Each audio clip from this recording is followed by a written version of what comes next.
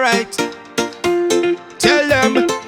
Well, it's time for a change and we need it today. Nigel at the front and leading the way. This is the year that better must come with the AFC. We go win hands down. Real money start thief when the eyes start drill. Corruption the inside the cup still. Guyana need change and a man with the will. Well, the choice is clear, it's the man Nigel. Two power ship and enough blackout still. Cost of living so high and you can't pay bill. You feel them is for you, don't just swallow that pill. Vote a man for the people, the man Nigel. Put up your hand if you love Nigel. Better must come with the man Nigel. A man with the plan, a man with the skill. A man for the people, the man Nigel. Check this, too much thieving and plenty slackness. You talk for your rights and you get blacklisted. You only act like the characters and actress. Choose a clean background and stay less practice. Put up your hand if you love Nigel, you. Better must come BFC and Nigel, you. Respected, educated, the man with the skill. The man for the people, the man Nigel. Use a man with integrity. Nigel. Look out for everybody. Nigel. Not just friends and family. Better must come with the AFC.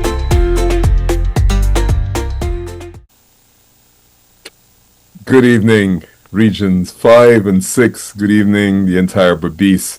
Welcome to another edition of Alliance on the Move. Tonight, I have two guests with me. You can see on your screen Mr. Jaipal Sharma, who is a candidate and is our senior advisor on economic and developmental affairs. And we also have, who will be joining us shortly, will be Miss Laura George. I am very, very happy to speak to you. This is literally the second to last weekend before the elections. Of course, as you know, on Sunday next week, we won't be able to do much campaigning. So thank you. Jaipal, we've had interesting news in the last 2 weeks. We understand there's a new FPSO. Just so people know, that's the new rig that's coming online. It's a floating production storage offtake event. What effect will this have on the income for Guyana? Well, good night to you, Nigel, a presidential candidate and prime ministerial candidate, and to the viewing and listening public of Region 5 and 6. Yes, this definitely will have a very impactful addition to what we already receiving. As you know, with the 3 FPSO there, we receiving in an excess of 1.5 billion a day. So with this additional FPSO, we could safely estimate that it could be close to 2 billion Guyana dollars per day. This is very much impressive in terms of the amount of money that the state will be receiving. And so, yes, it's very important at this point in time, knowing the amount that we have available and how we can spend it. All right. So the obvious question everybody has is, their main concern has been the cost of living. Everybody's concerned about the cost of living. I have two questions. First of all, how will this new increased income affect the cost of living? And what are some of the plans that the Alliance for Change has for reducing the cost of living? Well, first off, we must say that we're going to utilize this increase in the wealth to give directly to our people. And that is the most vulnerable. And the most vulnerable in any country, of course, is the poor. And of course, we have our children, our persons with disability, and we have our elderly. And in those categories, those 3 categories there, we will be given substantial amount of money. Like, for example, a child could receive $75,000 per term for each child. And in addition to that, that child will be given free transportation to school, free meals, nutritious meals in school, 2 meals, breakfast and lunch, and will have uniform and will have things of that nature. A tablet that will assist them with the education. So that's for children alone. Now, in relation to the children, I think it's $225,000 per year, which is $75,000 per term. The obvious question people will ask is, will we be able to afford this? Yes, absolutely. There's no issue in affordability. We worked it out already, and it's affordable. Okay. Now, with increased money flowing into the government coffers, can you explain where that money goes? So the money that we get from the increased income. Welcome, Laura. Welcome to Alliance on the Move. I know you're having some technical difficulties. Welcome. Yes, where in relation to the increased inflows, where does that money actually go? Well, as the monies comes in, it flows in, it goes and is recorded in the Natural Resource Fund, but it's kept in an overseas bank account. That bank account is a U.S. bank account in New York. So that in that account, you also will receive interest on that money. So it will be growing also. And also the act will stipulate that there is an investment committee will also invest that money, so that money could also grow further. Good. I have another question for you in terms of the cost of living, because all the information and polls that we've received says this is the number one. So you touched on what we're going to do in education. Any other cost of living reduction features that the Alliance for Change intends to introduce? Well, I mentioned the old age pensioners, and they will be receiving $100,000 per month old age pension. Person And that with is disability. up from how much right now? Oh, that's a very large jump. It's 41,000 presently, and the PAP had promised 50,000, but they didn't keep the promise. It's only 41,000 after 5 years, and we are moving that to 100,000. And would that 100,000 be over 5 years, or is it a different timetable? It will be from day one. From day one, $100,000. So that's just so everybody in Berbice hears that the Alliance for Change will be increasing the old age pension from $41,000 to $100,000. That's more than 100%. And again, the question is going to be, what do the numbers say about this? Can we afford it?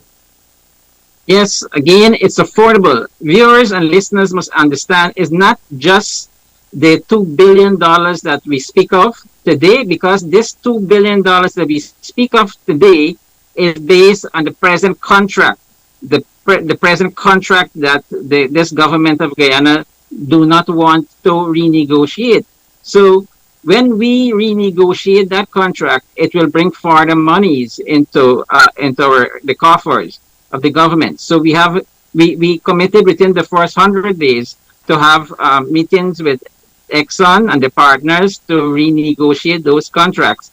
We also have on our hands sitting about $40 billion there in cost recovery. So we need to also go after that. So there's a lot of opportunity to recover much more money. So in renegotiation, there could be an additional $1 billion added to that already, $2 billion a day. Right. Now, you probably you hadn't joined us yet. In July last year, I had introduced direct cash transfers to the citizens directly. And of course, the vice president of the PPP criticized it, said it was foolish, and 3 months later they were doing direct cash transfers. We also said that there should be a statutory framework for the transfer of monies from the Natural Resource Fund directly to the citizens. How would you suggest we approach that in real terms? Well, before I go there, I just want to complete by saying, in addition to the 100,000 that we given to old age pensioners, the person with disability will be receiving $150,000 per month. And that is moving that figure from, I think it's about 21 to 22,000 per month to 150,000. That's a very large jump there to the viewers and listeners. So, person with disability. And this person with disability start from the age of 18 up to 64. So again, cost of living. Now you mentioned about the cash transfer, and we will be within 100 days. We'll be issuing 100,000 Ghanaian dollars cash grant to every single Guyanese 18 and above. For old age pensioners, their cash grant will be 150. For person with disability, their cash grant will be 150,000. So excuse me when I say 150, I'm saying 150,000. Just correct myself there. 150,000 for old age pensioners, a person with disability, 150,000. Going forward in 2026 and beyond, we're proposing that we enshrine the cash transfer in legislation, where we will have a national conversation. We will meet with the people. We can discuss this.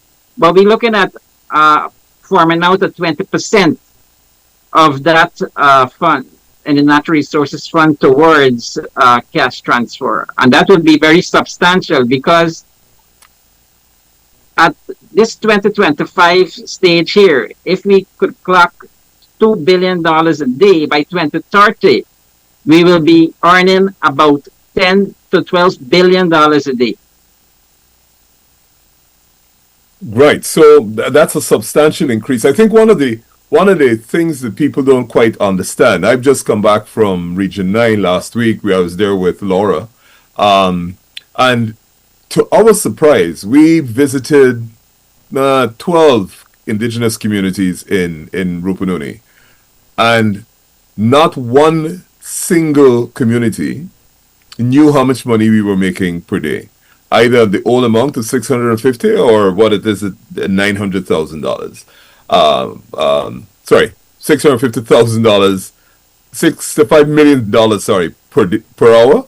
And now we've gone up to about 90, which is equivalent daily to about close to $2 billion. Now, I also discovered in several of my outreaches in Region 4, Region 5, Region 6, that most people don't actually know how much money Guyana is actually making on a daily basis or a monthly basis from oil. As you know, a lot of people don't necessarily follow the parliament. You've been there. A lot of people don't follow the National Assembly. What would you do to bring this information to the public in a more accessible form? Or what would you recommend? If any government wants to be transparent, there is enough television station, radio station in which they could share public information. There is enough print media, but of course the government don't want you to know because they want to spend it. They want to spend it where they want to spend it. They want to spend it on infrastructural works, which is important, but that is the area where you could easily get back kickbacks, drawbacks, or whatever you want to call it. So that is the area where the government, the PUPC government, will love to put the money going forward, as they did in this 5 years. They will continue to do that. And they do that specifically so the people cannot have this money in their hands. Because if the government should give you large sums of money, they can't come back to you and say they want 1/3 of the money. You know, they like the 1/3 figure. They want 1/3. They can't do that. They could say to a contractor that received $1 billion to build a road, or $1 billion to build a school, or billions of dollars to build infrastructure. I want 1/3, I want 10%, I want 20%. But they can't come back to the people after they give the people the money and say, I want a percentage of that money from you. They did that. The government actually done that when they were sharing out grants for flood relief. They actually went into communities, and person that didn't entitle to the flood relief because of damage to crop, they actually was giving the individuals money for the loss of crop. And because the people actually did not lose any crop, they was taking half the money for themselves. So they used to give half the money and keep back half. So yes, you could have corruption in the cash transfer if it is not in legislation. That is the reason we put in legislation, so we're going to know exactly what is the compensation in case of a flood, what we will be given, and how we will be giving it via check, not no cash, and direct transfer into bank accounts. So no middleman that going to say, I'm going to take half of that money. Good. I'm glad you mentioned that.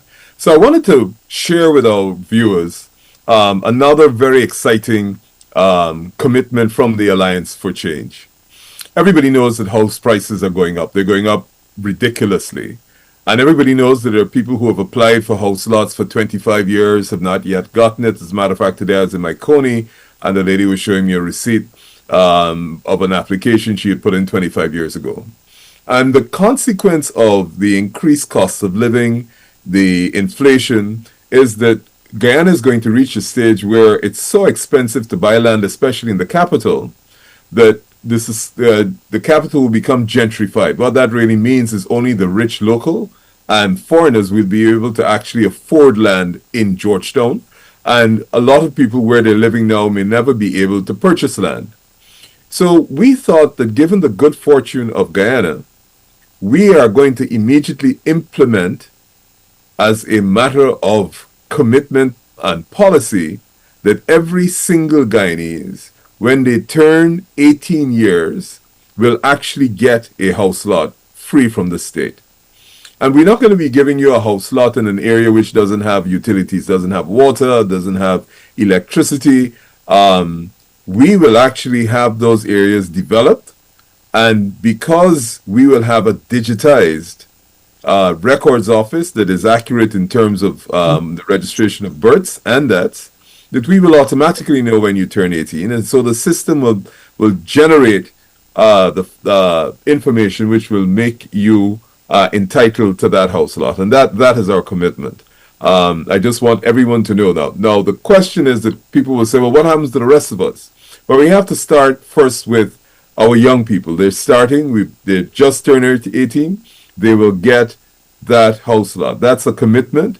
And because we are so committed to the people of Guyana, we call on all political parties, because we believe that this is a commitment that all political parties should make to their citizens, their young people. Laura, welcome back. I'm happy that you are here. I hope your technical difficulties have ceased. And if you could tell us, in your vision as Prime Ministerial candidate, what are some of the measures that you would recommend we implement, and the Alliance for Change is committing to implement, for women in business? Did you hear me, Laura? Hi, Nigel. Sorry, I lost. No, I'm sorry. Can you please repeat? Sure. First of all, I was welcoming you to the program. I know you were having technical difficulties, and I apologize to our listeners. So the question was, as Prime Ministerial candidate, of course, you are Prime Ministerial candidate for the Alliance for Change. What are some of the measures that the Alliance for Change will undertake for women and for development?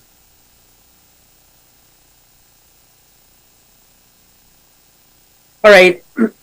Thank you, Nigel. Good night to our viewers. Good night, Mrs. Sharma. Night. So,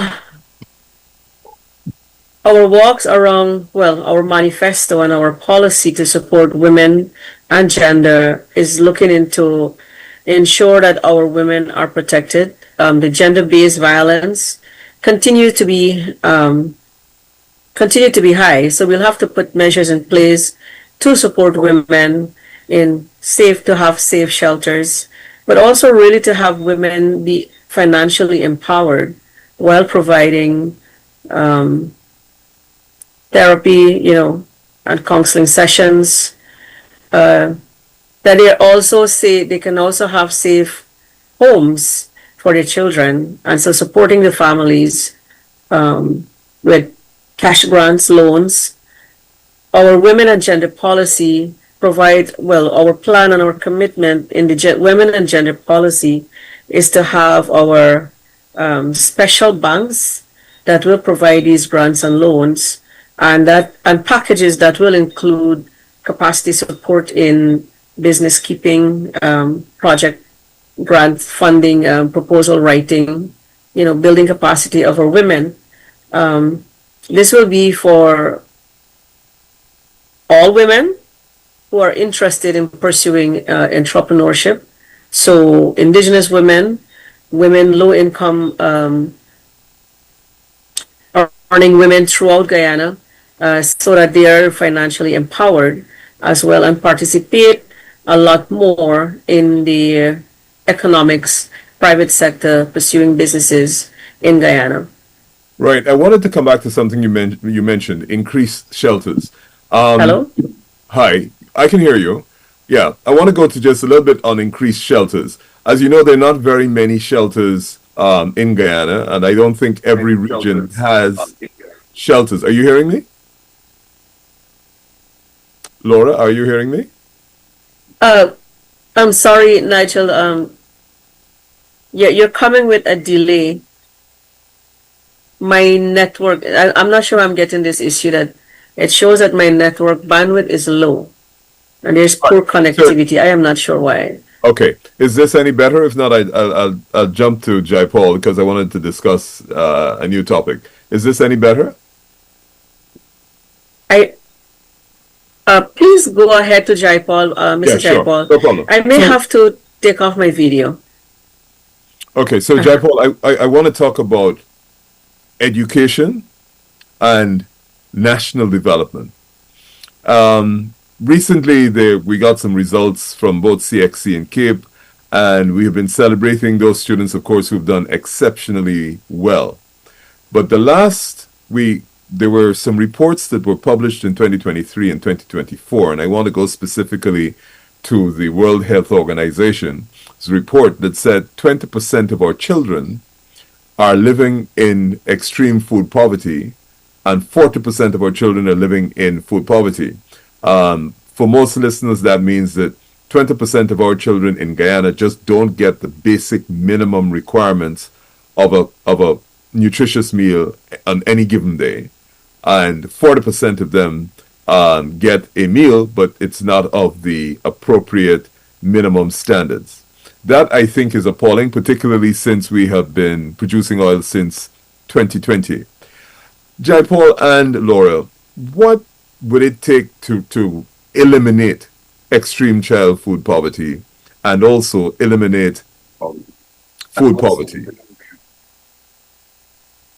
Well, our plan to give that $75,000 per term per child and providing transportation, a free meal, a uniform, and a tablet is exactly to deal with what we were experiencing since the PAPC took office in August 2nd, 2020.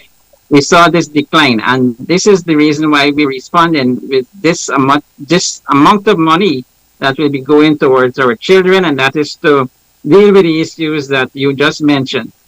And as I said again, it is affordable. Also, it is giving additional money to the parents that the parents don't have to go into their pockets to finance these things for their children. So it's indirectly subsidizing the wages of our people in this country. And it's very important. People may ask why we didn't give the parents the money directly, because we don't want to cause inflation, undue inflation, and also affect our competitiveness in manufacturing, because, we want to increase manufacturing in Guyana. We want to make Guyana a manufacturing hub for goods and services, and increasing the wage for our public servants and the national wage bill, it will be not competitive for the private sector to do business in Guyana. So we have to be also cognizant of that fact. But at the same time, we put the money in the hands of the parents so they apply it to the children, and that would not have the effect of increasing the wage bill. Right. One of the things I wanted to discuss in terms of the extreme food poverty is the fact that every day, every child in every school in Guyana will get 2 meals per day of the highest nutritional content. Every school will get a cafeteria. And the reason for that is that a lot of children, when they get to school, they don't have the minimum amount of nutrients, and therefore that affects their ability to learn. So what we are doing here is we're not asking the parents to provide them with a lunch kit. Every school is going to be outfitted with a cafeteria. Now, that's going to take some time. However, immediately we will take measures to make sure that every child in every school gets 2 full nutritional meals every day. It is absolutely important for them. I want to talk about another statistic that came up, and this is actually a Ministry of Education statistic from 2023, I believe it is. I haven't seen their statistics for the last 2 years. I've checked on their website. And that statistic says that 48%, almost 1 in 2, of the children that enter secondary school are dropping out. Now, the AFC has a plan to establish what's called a National Skills Academy, which will provide training for not only the children who have dropped out of school, that's the 48% that didn't finish, but also people who want to get trained in disciplines that are relevant for the new economy. Jaipur, can you tell us some of the skills that you think would be important for the new economy and why it's important that we have more persons trained?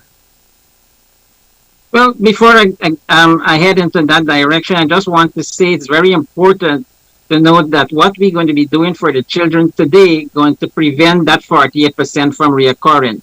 So we only have to be dealing with the fallout that happened during the PPP 5 years and beyond. And when we address those training and the skills there, we will address that skill training in areas that are in demand. So it could be plumbing, it could be fabrication, in terms of welding, it could be carpentry, it could be whatever is in demand in the country presently. And we know construction is booming, and you know, and we know that we proposing to do 10,000 houses per year for the 5 years, 50,000 houses. We're going to need a lot of workers with a lot of skills. We're going to need to build. Can I ask you to repeat that again? 10,000 houses per annum. Now, yes. Expand a little bit on how that's going to work and how it's going to generate income. Jobs, sorry. Well, we need workers. We need workers. So here we have Gaisuku with a lot of workers on their hands. We have, so we could utilize those workforce there. Gaisuku workers are well skilled. They're well trained. They're very good with the hands. And you could imagine out of crop, those workers could be constructing buildings in various communities that we will be setting up very low cost housing program, which will be affordable for the people of Guyana, which is part of the cost of living reduction in terms of giving affordable houses. This is 10,000 houses, affordable houses per year, 50,000 within the 5 years and throughout the regions of Guyana. And so it will create employment for young people in all 10 regions of Guyana, in indigenous communities, in rural and urban communities. So if you happen to drop out from school and you want to get involved in the construction industry, we need you, because we need workers, we need contractors for not just to drain and clean drains, to build concrete drains. We need contractors to build concrete road, asphalted road. We need contractors to build schools, hospitals. We need contractors to build our homes that we be building. So we need a lot of people, and we're not going to be thinking of going overseas to bring in persons from Bangladesh and from Cuba and Venezuela and so on. But we work with what we have, and we want to work with our Guyanese people, because if we're going to be paying a very substantial salaries to do this work, we would rather the monies remain in the hands of our Guyanese brothers and sisters, in particular our young people. So you start as a young entrepreneur, you start as a apprentice in the construction area, the construction sector, and tomorrow you could be what? You could be your individual contractor, and you could be like a BK or a Courtney, or one of those big contractors that we have now in the PPP. You could be them within that 5 years, because we will give you the training. So if you start off on our training program, you'll be training, you'll be receiving a stipend, and it's certified training, by the way. So you receive a certificate at the end of it, and we will give you also the necessary tool based on whatever program that you attended. And we also will give funding, grants. If you want to branch off and do your own business, you could get a grant, you could get access to interest-free loan or a low interest loan based on if it's a male or a female, because our priority for interest-free loan goes to the young men and women in particularly women of all age group.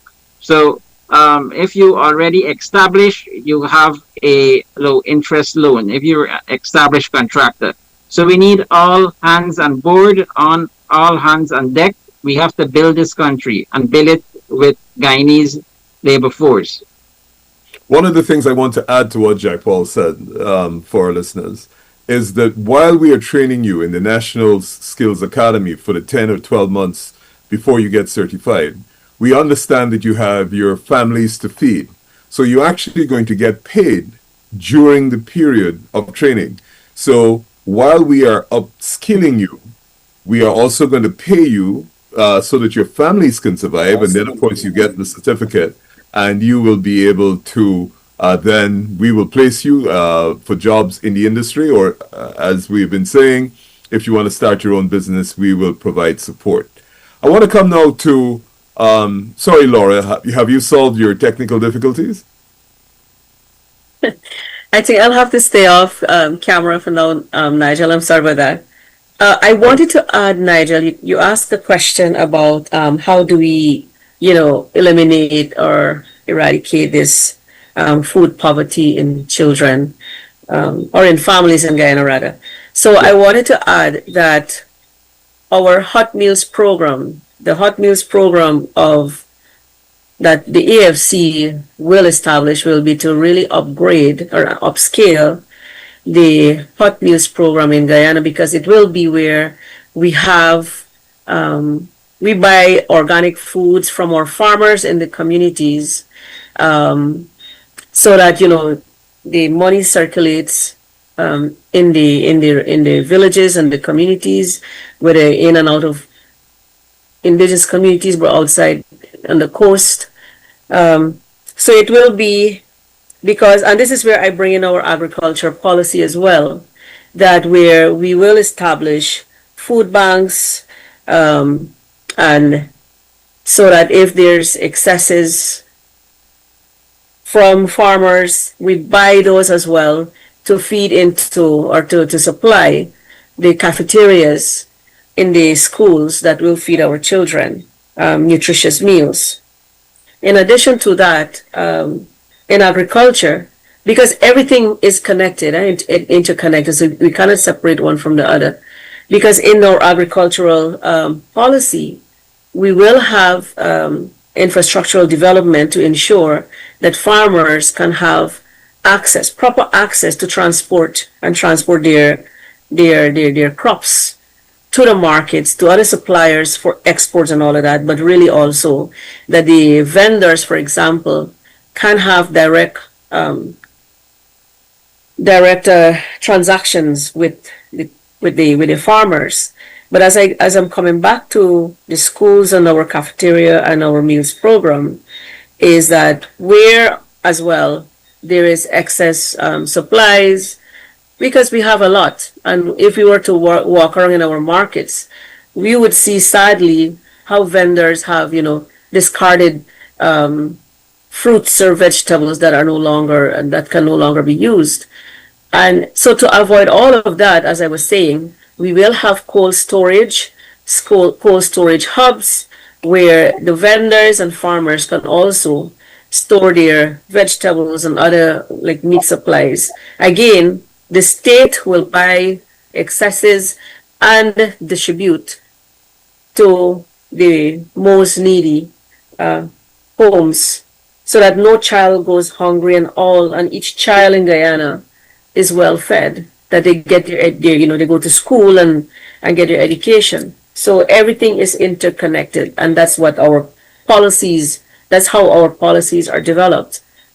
Good. I want to add something for our listeners, and this viewers, sorry.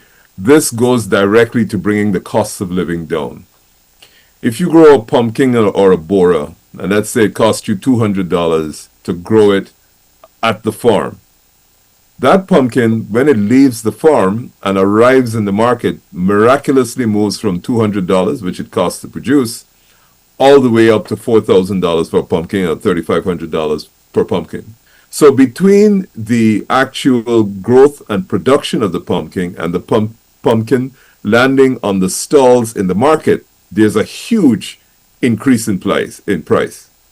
So one of the ways in which an AFC government will start to tackle inflation will be to subsidize the cost of transporting that pumpkin from the farm to the marketplace.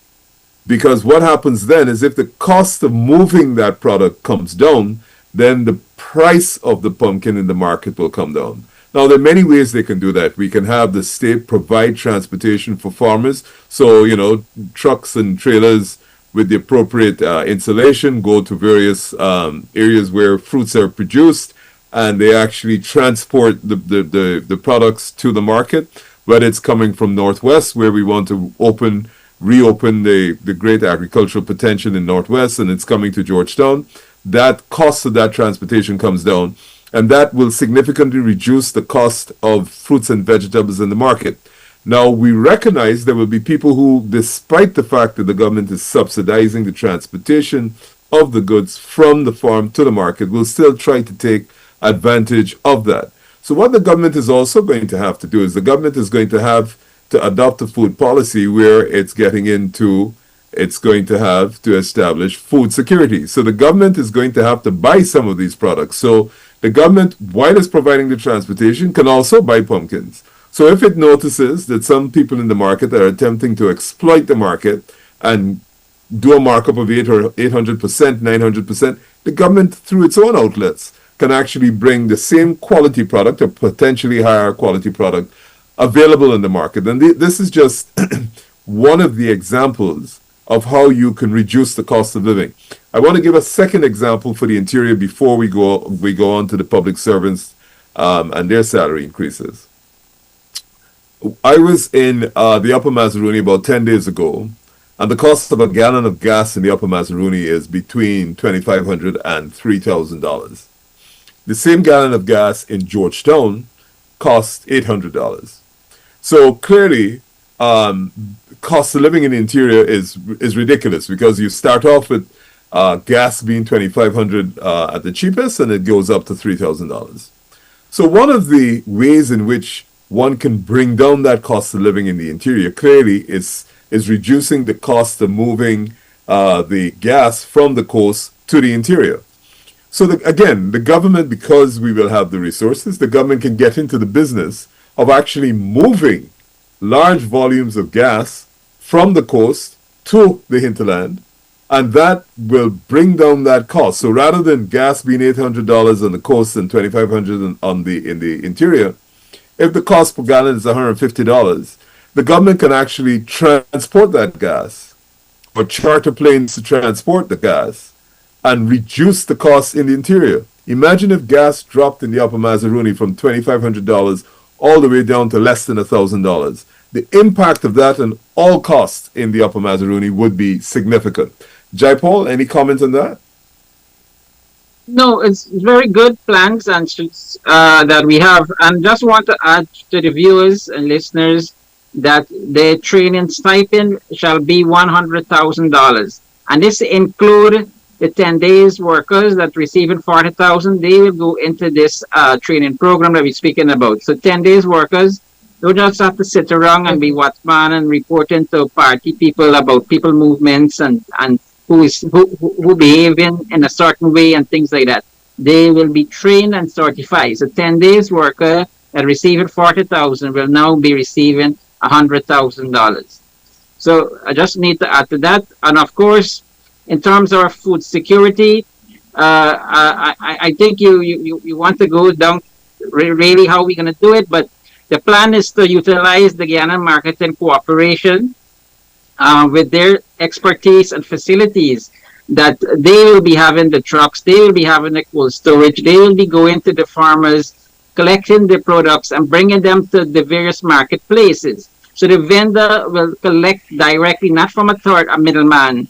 They'll be collected directly from the Guyana Marketing Corporation officers at a specific price, right? So I'm telling you the reason why we're doing this, because when the government changed, because of the fact that the PPP control the farming community and the vendors at some stage, that they themselves will have artificial inflation because they hate the government. They will tell the people not to plant or to sell at a specific price. So they will erode or eat away the increases that we are giving to the people of Guyana. We don't want that. We want the money that we are giving you, the people of Guyana. A large amount of that money was remain in your pocket, go into savings. We want you to save. So we want you to save so you could do business, you could plan your life and whatever you want to do. So we already envisage the PPP going to have an economic sabotage plan for the new government. And we have to counter that. We have to have our people to become farmers themselves. So we need to really institutionalize the Guyana Marketing Corporation so they go to all 10 regions. We need to carry them also to the ABC countries, EU countries, CARICOM. So we need to also to sell our products internationally. So we really have a massive agriculture program. And just don't let people run away with the idea that we're going to be building houses willy-nilly. We're not going to be building houses willy-nilly. We're going to ensure that the lands in which we build these houses, these affordable houses, would not encroach on arable lands. The PAP did not have a proper land policy on how they will plan the development, and they would give prime agriculture property for housing. And this is destroying agriculture in our country. So we have to ensure the agricultural land remain agricultural purpose and housing will be given new land space. And so this is very important because we're going to incentivize the farmers. We're going to give them seed loans. We can give them grants. Right. We're going to give them everything they need. We're going to go into agro-processing. And this is not only for region 4, 5, and 6, but it's for every single region. So we want to really be the breadbasket of not just the Caribbean, but of maybe the Latin America and the Caribbean. So we're thinking very large. And so even Gaisuku, with a large amount of land that they have in their possession, that we will be diversifying to other crops. And they will also be producing crops that they could produce feed for the animals, for the chickens, for the cows and the sheep and goats. So we will be producing the feed. And so we will ensure that the farmers know exactly what they need to plant.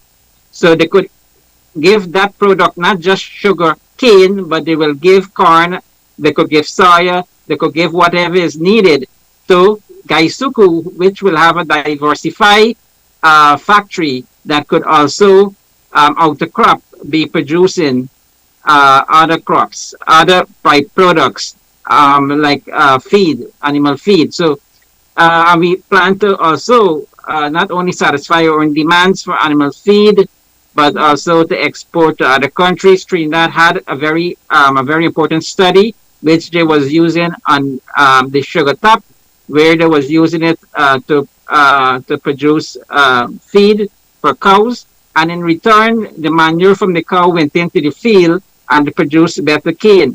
So we're looking at a high yielding cane variety, and we really need to look at sugar.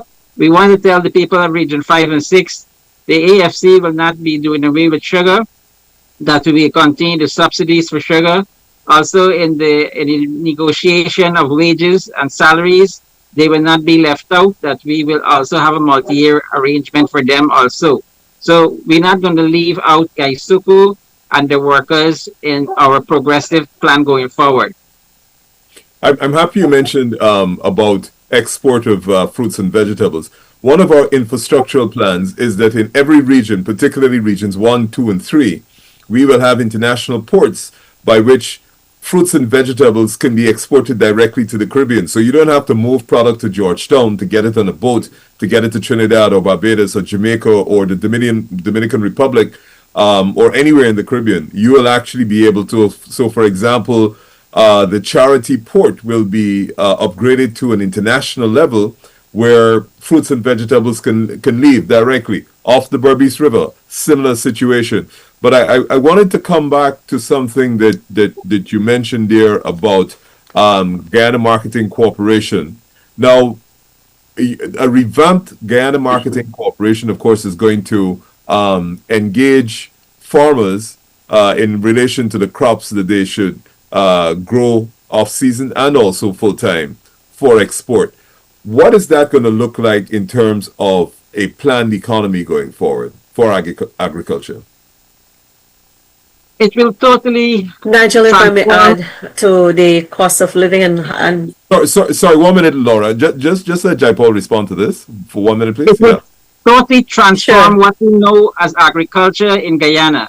We will be the breadbasket of Latin American Caribbean. So we're speaking about ensuring that the Guyana Marketing Corporation, the new revamped Guyana Marketing Corporation, and the Ministry of Agriculture and the Fisheries.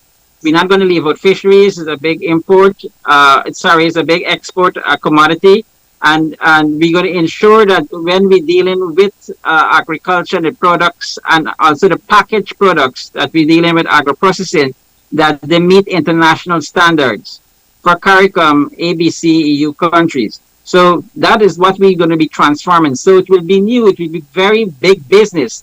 And so we will not be looking just at ports, as you mentioned, but we're looking at regional airports at Linden, as we're going to develop that airstrip there, the regional hub. We have Region 9, which will have a regional airport. We'll have Region 6 that will have a regional airport. It's important for the agriculture community to have a regional airport or airstrip that they could use to spray the crops, especially the rice, to deal with the paddy bugs and other infestation that may occur and threaten the crops. So we need to have that facility so the planes will not have to travel far to spray the chemicals. So Good. we need also to ensure that the regional hub at Region 9, LETEM, is set up as quick as possible, because that is a giant that's a sleeping giant, the largest landmass in Guyana. The arable land we could think about could produce a lot. That we need to move those that could do mega farms. We need to ship those things to North Brazil and also to the Caribbean. So that airstrip there, that regional hub, will be shipping to the islands, the Latin America, the Caribbean, and Brazil in particular. And also in Region 6, that regional hub, that regional airport will be also using that facility to also remove the products to Suriname and beyond. So we have French Guyana, we have Dutch Guyana, and so we spreading our wings very far and wide. And of course, we need to have the facilities to dust the crops.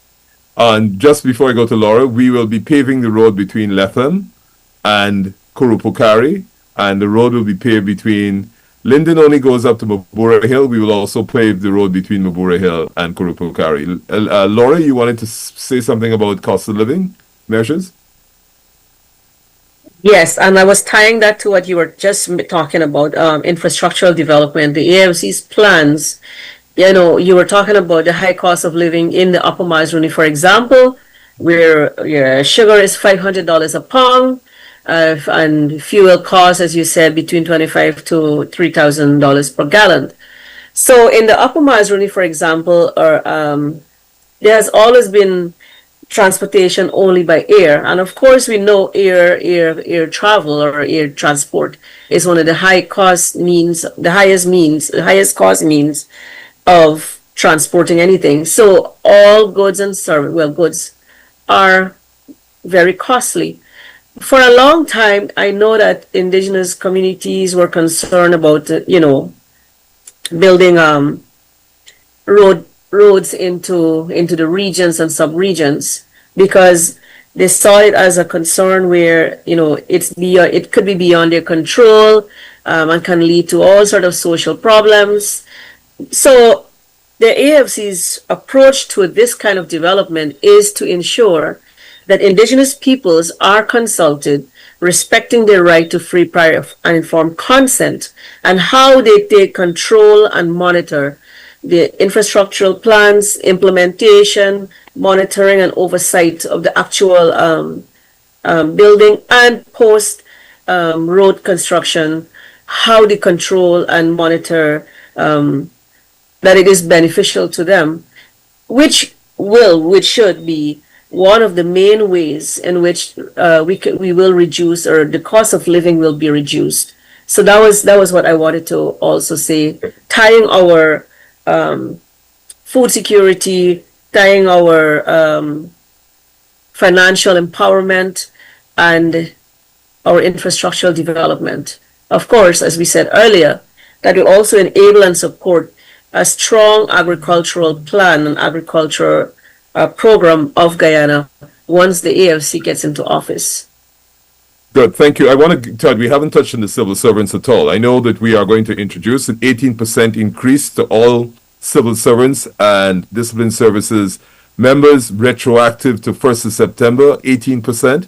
Then we have already committed to the discipline services to minimum salaries of $250,000. We don't have enough time to actually deal with that, but I wanted to talk about what a new modern public service would look like under the Alliance for Change. Laura, any comments on what our new modern civil service would look like, public service would look like? Our public servants will undergo training to ensure that they are the most advanced in the public sector, that we have artificial intelligence, we have coming. How do we ensure that the jobs that are there does not take away from our public servants, but really to have our public servants their capacity enhanced in technology, and therefore enhance our training. For example, at the University of Guyana, we will have digitized systems, because at the moment as we have it, we still a long way to go, in getting our public servants very much on par with a fast-paced global movement. So that's one of the areas in which we will be working to enhance our civil servants, public service. We will increase their salaries, as we have said before. Pensions. There is a call actually nationally to reduce the retirement age and everything else. Nigel, sorry. Discussed in data. Yeah, well, thanks a lot for that. Jaipal, anything you want to add in terms of public service? Yes, but just before I head into the public service, let me just say, in relation to these issues with the fuel in the many hinterland communities, that Guy Isle will be advanced and they will be spreading their wings to the various community that will be setting up huge tanker storage facility wherever it's possible, and wherever they cannot reach with the tankers, they will use pipe and they will pipe the fuel. So we will reduce the cost for fuel because flying it will be too costly. So that is one of the way that we will be addressing that issue with the high fuel price going forward. But in the interim, as we mentioned, that we're going to subsidize it and have it flown in or truck in.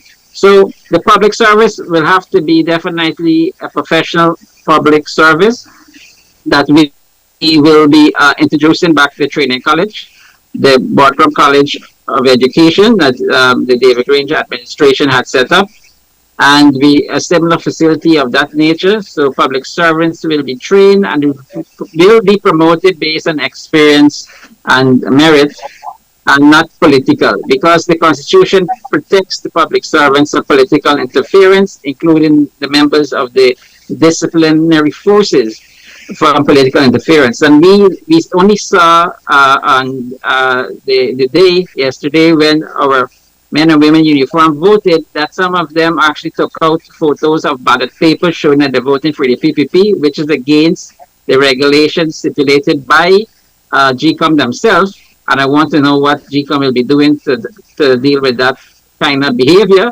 in particular that officer. And also we had a number of policemen in uniform holding a red cup drinking. What would GCOM be doing to those people and to the PPP, because that is campaigning during the elections? Could we have those same policemen that was drinking in the red cup be drinking in the yellow cup? So we need to GCOM need to address that, and that is campaigning during an election. it was sending subliminal messages to the fellow men in uniform and women in uniform that this is how you must vote, this is how you must put their X. This is wrong. I hope the international community is looking at this. I hope that disciplinary action is taken against those that did perpetrated those acts. It must have to be orchestrated, and the mastermind must be exposed. So Good. So, this is what we're speaking about: professional public service. good. That politician must not be interfering with them. Our permanent secretaries must be permanent secretaries. They mustn't be moving willy-nilly based on how the administration view them if they don't work in their interest. So permanent secretaries have to be public servants, not contracted employees. So presently, the highest level of our public servants, who are permanent secretaries, that they are all affiliated and members of the PPP. For example, we had a dildo minister. Go A dildo minister, he was a permanent secretary. The housing minister, he was a permanent secretary. So we have to be professional.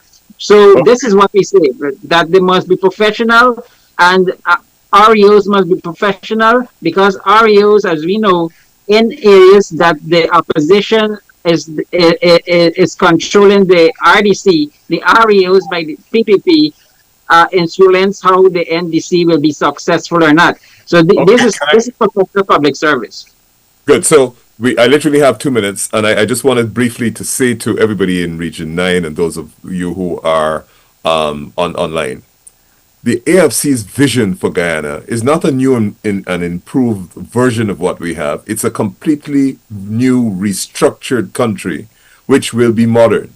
Our income, our revenues are going to be, are already, but they will be so significant that we, for the first time, can actually build a modern Guyana. This will need a new sort of constitutional structure. One of the things that we will do within 100 days is introduce legislation that says that you can have coalitions after the elections. In relation to this 20-year problem we've had with the Chancellor and the Chief Justice, where the President and the leader of the opposition have to agree, we're going to say, look, if the leader in the opposition and the President cannot agree, we will have both of those recommendations go to the Judicial Services Commission. That is the CCJ's Service Commission, and they will look at the recommendations of the two, and they will identify the Chancellor and the Chief Justice. In relation to issues about constitutional reform, very, very important. We have to remove the possibility of having minority governments. So you don't have to have a coalition before the election. Like I said, we're going to change it to after. Specifically for the young people who get harassed by the police and they get put into prison for 72 hours just because the police say they arrest them on suspicion, we are going to bring that back to what it was before. The police will not be able to detain anybody for more than 24 hours. And if they're seeking an extension, they can't go behind the back of the person. They have to notify the person so the person can get a lawyer and be present to say to the judge or the magistrate, please do not grant an extension of time. I have been wrongfully arrested. There's so many things that we have planned. I want to invite you all to go to our website and look at we've just released our manifesto on Friday. Go to my Facebook page, Laura's Facebook page, Jaipal Sharma's Facebook page, and you will see a lot of the new exciting policies that we have. A reminder, when you vote twice. You vote at the top of the form, and you put the X by the key, and you also vote at the bottom of the form. The top of the form is your national, so make sure you put the X by the key, and the bottom of the form is your geographic, and you must put your X by the key. If you look behind Mr. Sharma, you will actually see a bit of a sample AFC there on the left side. It has the symbol of the key is what you will see, and make sure you put that X within the box. It's right there. Thank you very much. I am really sorry that we are literally out of time. Laura, 30 seconds to wrap up, and then after that, Jaipal, 30 seconds. I just want to take my time in advance to say to everybody, this is going to be the most significant election that we will have in this country, and the only party that has been advancing ideas that are fresh, new, like land for everybody who turns 18 years or older, cash transfers, all these things come from us and others follow. We are the people that are equipped. Laura, your 30 seconds. My 30 seconds is to all of Guyana. Vote for change, vote for the best policies and the great leadership at the Alliance for Change. Vote for the future of your children, our children, for a country that we deserve to have. Thank you so much. Good. Jaipal, take us home. Just want to say to the people of Region 5 and 6, vote for the AFC. We're going to ensure that the lands are returned back to the people, that if you are landless and you're renting lands, those lands will be given to you via lease. And we're going to look you after. We're going to ensure that every single area is looked after. We're going to ensure Gaisuku is being revitalized and turned around. And this is what we are saying that we can do for people of Region 5 and 6 and for the other 8 regions of Guyana. We are the party for you. Vote change come September 1, 2025. Vote AFC. Vote Nigel Hughes for president. Thank you. Thank you very much on behalf of Laura George, our prime ministerial candidate, Jaipal Sharma, our senior economic advisor, and myself, presidential candidate for the Alliance for Change. Thank you for joining Alliance on the Move. Enjoy the rest of the weekend. Good night.